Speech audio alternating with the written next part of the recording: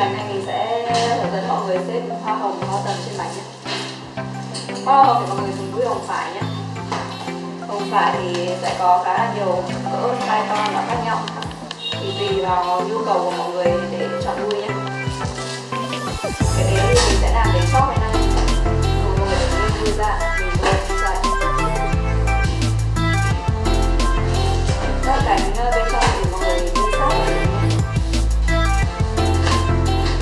mình đi sát và đi cao hơn nữa.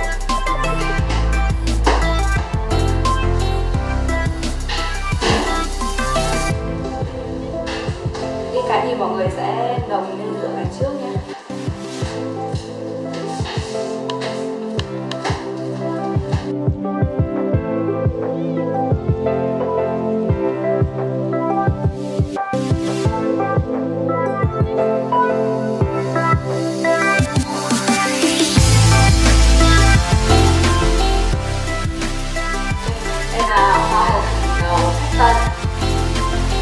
Mình sẽ có hoa tầm nhé.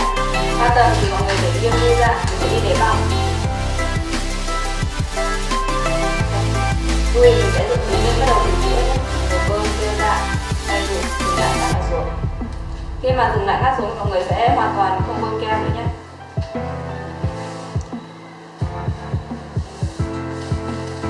Tầng 2 mình sẽ nghiêng đuôi cao một chút.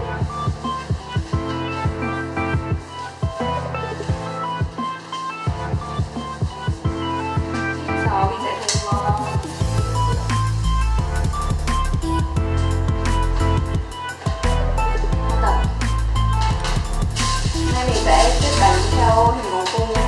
Đầu tiên mọi người sẽ đi một lớp kem theo chiều mà mình cần xếp hoa.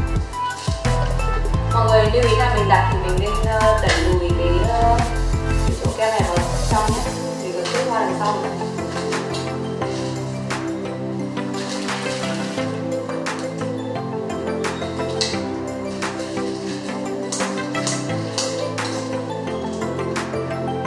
Chóp hoa thì mình sẽ luôn luôn bỏ đến